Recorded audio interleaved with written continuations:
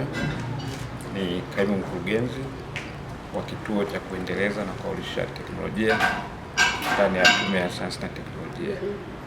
Leo tuko hapa Songwe kwa mbunifu Adam kwenye karakana yake, ikiwa ni sehemu tu ya kuweza kuonyesha namna serikali ya Jamhuri ya Muungano wa Tanzania kupitia taasisi yake ya Tume ya Sayansi na Teknolojia inavyoweka mazingira wezeshi kwa vijana ili kuweza kubuni na kuja na bidhaa au huduma ambayo inahitajika na jamii ya Kitanzania, jamii ya kimataifa, na ikiwa ni pamoja na kufanya bidhaa hizo ziwe na ushindani wa kiuchumi.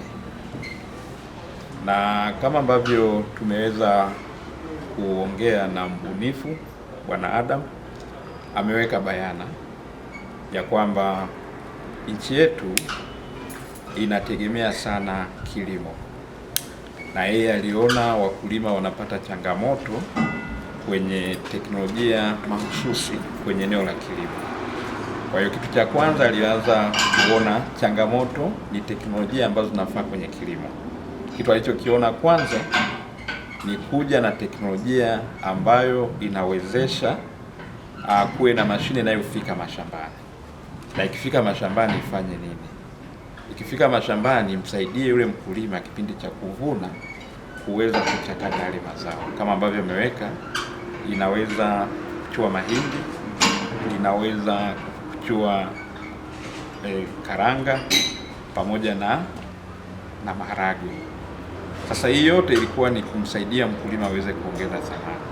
Sasa kama Tume ya Sayansi, wajibu wake ni kuratibu teknolojia nchini. Tunavyosema tunaratibu, inamaanisha wadau wetu ndio wanaofanya. Hapa huyu mbunifu ndio anayefanya, lakini yeye hataweza kuwa na utoshelevu wa utaalamu pamoja na nyenzo zinazohitajika. Kwa hiyo kitu tulichokifanya kama Tume ya Sayansi ni kumjengea mazingira wezeshi ya kiteknolojia, ikiwa ni pamoja kununulia mashine zile zinazoweza kuongeza thamani ya kipaji chake. Na haikuishia hapo, tulilazimika kumuunganisha na taasisi ya sayansi na teknolojia ya Dar es Salaam, inaitwa Dar es Salaam Institute of Technology. Wanayo kampasi yao hapa Songwe, inaitwa DIT Miyunga, ili wale wataalamu waweze kumsaidia kuweka taarifa za ubunifu wake kwenye maandishi.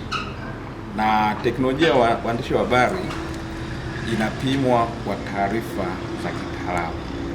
Unachokiona kinaonekana hapa, jinsi ya kufungasha teknolojia ni taarifa. Kwa hiyo aliwezeshwa kuweza kufungasha taarifa za ubunifu wake ambazo zilipelekea kuendelea kuzalisha sampuli kifani ambayo ilifikia hadhi ya soko. Kama ambavyo mmemsikia akiongea, kwenye ubunifu tunazo hatua kubwa tatu. Moja ni mazingira wezeshi ya kisera ambayo yanaratibiwa na Wizara yenye dhamana ya Sayansi na Teknolojia. Kwa nchi yetu ya Tanzania ni Wizara ya Elimu, Sayansi na Teknolojia ikishirikiana na Tume ya Sayansi. Eneo la pili ni wale watekelezaji ambao inakuwa ni wabunifu pamoja na taasisi zinazojihusisha na utafiti na maendeleo pamoja na vyuo vikuu.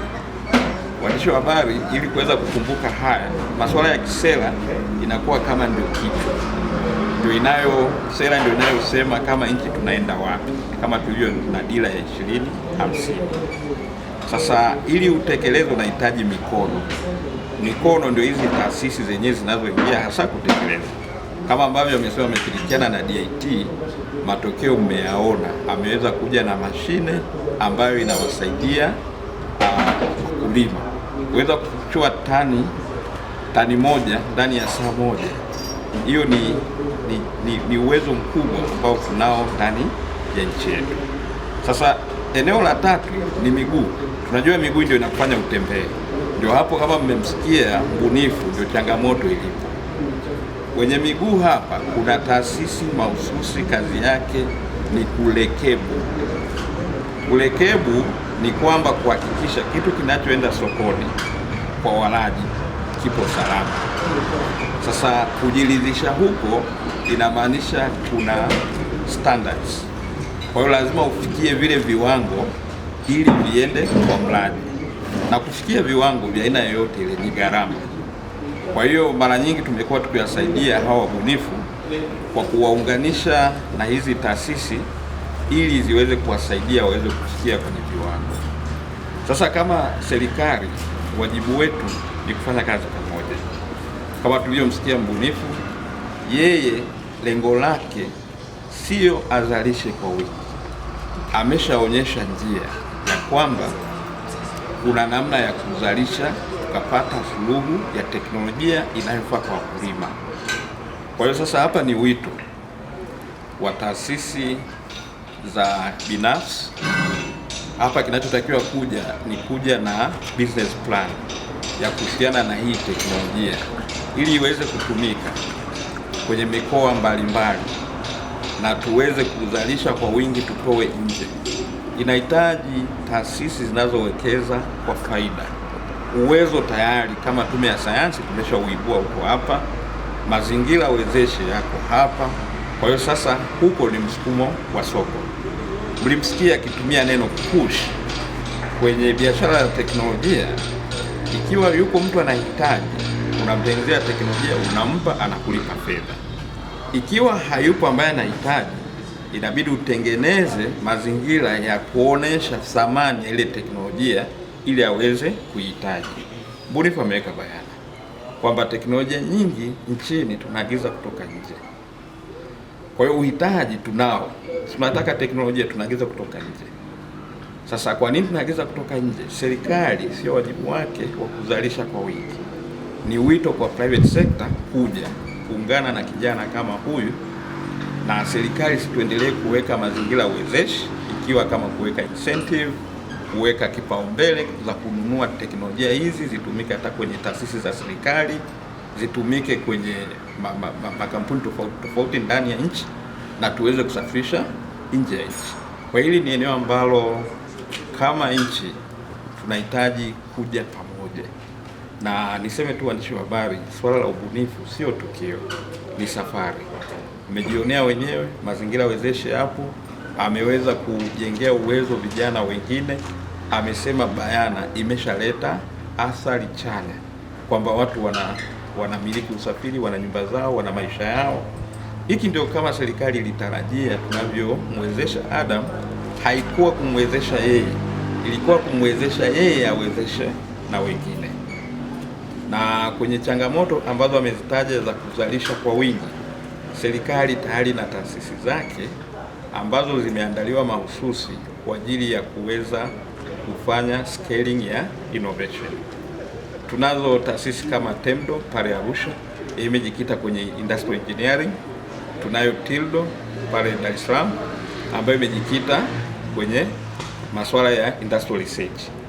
Sasa kinachotakiwa ni watu wa private sector wanakuja, wanamuona mbunifu kama Adam, wanakubaliana ni kitu gani wanaweza kufanya pamoja. Huyu mbunifu atasaidia upande wa technical competence ya kiteknolojia, wao wataangalia kwenye upande wa biashara. Nani anahitaji mashine ngapi? Kama alivyosema kuna uhitaji wa mashine 200. Sasa yeye sio mzalishaji wa mashine, lakini hao private sector wana mitaji, wanaweza kumsaidia akazalisha mashine 200 na zikaenda. Zinavyotumika ndivyo ambavyo tunaweza kupunguza utegemezi wa teknolojia kutoka nje, tukaendelea kuimarisha kujivunia kwa miaka 40 ya COSTECH. Huo ni umri wa mtu mzima, ni umri wa mtu mzima. Sasa kama ambavyo wenyewe mmeona kwa macho, naona mashine hii ya milioni 60 ipo kwa mbunifu mmoja, lakini imeleta manufaa makubwa kwa vijana wengi wa eneo hili. Ndivyo serikali inavyoweza kujipambanua kusema tunasaidia watu wetu kutokana na mtu mmoja aliyejitoa kwa ajili ya kusaidia wengine. Na haya mazingira mnayoyaona hapa sio yapo tu Songwe, yapo karibu kila mikoa. Tumekuwa na programu ambazo tunaita ni center za kiteknolojia, tumekuwa na kumbi bunifu, na kwa Tume ya Sayansi pale pale ndani ya tume tuna ukumbi bunifu unaitwa Buni Hub, ambao unasaidia wabunifu kuweza kuchakata mawazo yao hadi kufikia sampuli kifani. Na pia tunalo kampuni tanzu la Tume ya Sayansi inaitwa Dar Technohama Business Incubator Limited. Yenyewe wajibu wake ni kusaidia hawa wabunifu kufanya ubiasharishaji wa hizo bunifu. Kwa hiyo kuna maeneo ambayo tunajivunia, kwa maana tumekaa kwenye mnyororo wote wa teknolojia, kuanzia wazo, kupata sampuli kifani, kupata tunaita minimum viable product, ni juu kidogo ya sampuli kifani ambayo haijapata sifa za warekebu, na kupata bidhaa yenye sifa za kisoko. Kwa hiyo tunavyoongea hapa, huyu ni mmoja wapo, lakini kuna makampuni yasiyopungua 100 ambayo yameweza kuzalishwa kwa kupitia serikali, kwa kuweka mazingira rafiki kwa wabunifu kuweza kubuni na kuendeleza bunifu zao. Tunavyoelekea mbele, tulikuwa tunatengeneza mazingira ya ubunifu. Saa hizi tumetengeneza mazingira ya ubiasharishaji wa bunifu. Na hayo tumeyatengenezaje? Tulikuwa tunatoa ruzuku na sapoti za kitaalamu, lakini tukaja tukagundua hawa wabunifu kama Adam inafikia sehemu wanahitaji kuzalisha zile bidhaa kwa wingi, wanakosa mtaji. Sasa hivi tumeanzisha Samia Commercialization Fund ambayo inatolewa kama mtaji kwa utaratibu wa mkopo wenye masharti nafuu. Serikali inaweka dhamana, mbunifu ambaye sasa hawi kama mtu, lazima awe ni kampuni ambaye amesajiliwa BRELA na pia ameshaanza kuuza bidhaa zake, ana wateja tayari, anapata fedha. Lakini mkwamo wake ni kwamba kama alivyosema, ana wateja 200, akipata hiyo hela anaiweka, anazalisha mashine hizo wanazohitaji, akiwapa wanalipa, anaweza kurejesha. Kwa hiyo tumeanzisha mfuko maalum kwa ajili ya kuwakopesha ambao utakuwa unazunguka. Tunavyoongea tulianza na bilioni 4.6 huo kama mtaji kwa wabunifu, na tulilenga kama wabunifu wa kwanza, tulitegemea wachukue wabunifu yapata kama 20 milioni 200 kwa wabunifu 20, tutegemea hiyo ingekuwa imeisha mara moja. Lakini tumekuja kubaini nini? Hadi sasa tumetoa kwa wabunifu 7 kati ya wale tuliowalenga, na fedha walioichukua ni takriban milioni 700. Hajaweza kuichukua yote. Kwa nini? Bidhaa zao bado hajakidhi matakwa ya kisoko. Kama alivyosema Adam, lazima iendane na viwango vya ubora vya zile taasisi zinavyoratibu ubora.